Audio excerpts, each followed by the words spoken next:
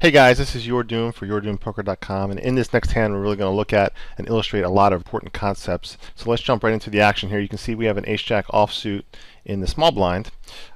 We have a reg who's going to open under the gun, 3x.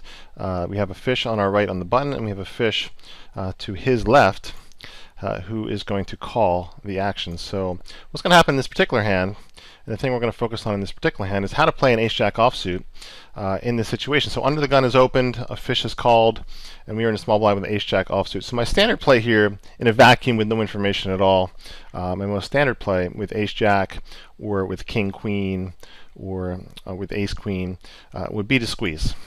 So this is your best play overall without any particular details on your opponents. With a hand like this, I think it's much better to be the aggressor.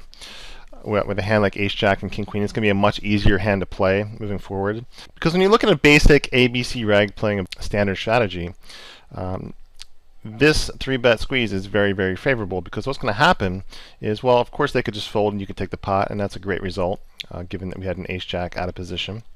If you get 4-bet, I think you have a pretty easy fold in this spot, because his 4-bet range, a premium 4-bet range in this spot, unless you have some kind of dynamic with this player that would cause him to open up his 4-bet range, your hand is usually pretty crushed if this original under the gun opener would 4-bet. So you have a pretty easy fold here in that case. And then when you do get flatted, which is going to happen in this case, so this player is going to flat. Now I think this hand is pretty simple to play moving forward, because you can take ace-king, pocket aces, pocket kings, pocket queens. Like, those hands are pretty standard 4-bets in this spot.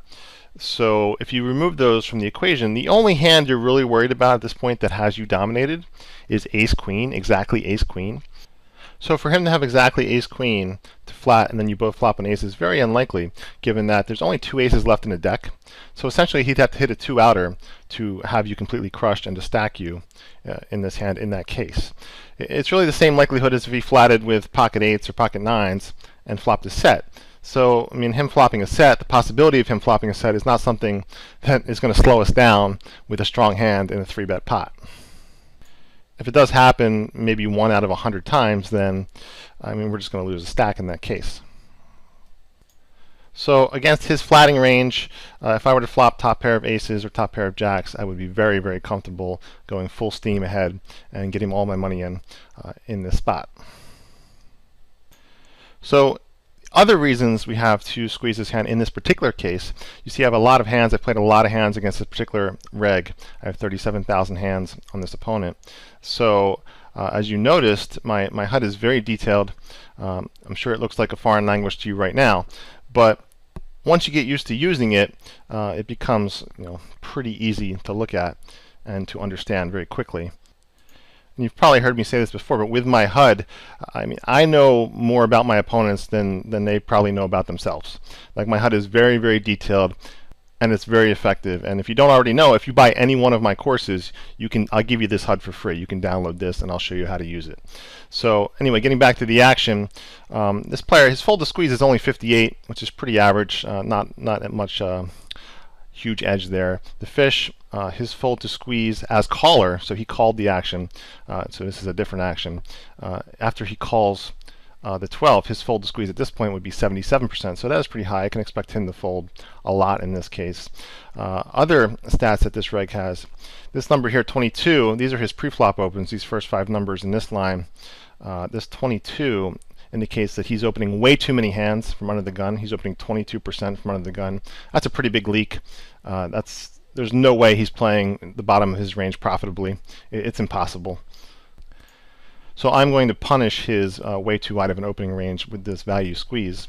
Other stats we look at here, these 3 numbers here, the bright orange, 52, 41, 75, they indicate how often he's going to fold to my c-bets in a 3-bet pot. He's in position, so he's going to fold 52% on the flop on average to a flop c-bet, 41 on the turn, and he has a leak. He folds way too many rivers, 75% on the rivers, and I clicked on that. It's actually a pretty good sample as well, 9 out of 12. So moving forward, In this particular hand, we are going to bet. There's also a lot of discussion we can have about all of our options and why we'd want to check, but that's a different topic for a different video. So in this video, we are going to bet. I'm going to bet about half pot. It's actually kind of large. I can actually reduce this sizing a little bit, given that the flop is already a little bit inflated due to the squeeze sizing pre-flop. So I like a bet here of about 48, maybe 45. My bet's a little bit large, but in the heat of the moment, I just bet about half pot. He does fold a lot, so I also have 2 big overcards, so I have 6 outs to improve my hand. So it's kind of like a semi-bluff, if you look at it like that as well. And he calls. So I think on a lot of different cards and a lot of different opponents versus a lot of different opponents, you could now check fold. But this is a fantastic card to continue the bluff. This is a concept I call attack the king. So in a board like this, when the board is very dry and your opponent calls flop, when a king turns, this is an absolute mandatory 3-barrel against almost everyone. So make sure you write that down. on a pretty dry flop, there's no big draws out there, a king turned, this is an absolute mandatory 3-barrel. So obviously there's a lot of favorable things that point this already to a 3-barrel. He folds a lot to turn, and he folds a ton on the river. But even without those stats, this is a mandatory 3-barrel.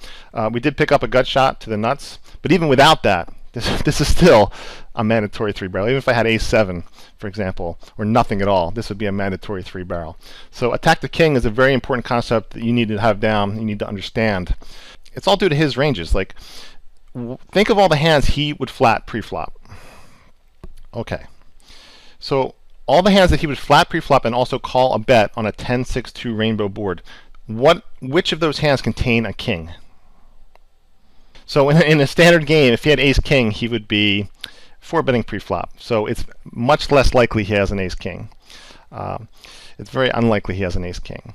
If he had king-queen or king-jack, a lot of regs would also flat those in this spot, but it's also very unlikely he's going to call a half-pot c-bet or any c-bet on the flop on such a dry board with king high. So it's, again, much less likely he has any king whatsoever in his hand.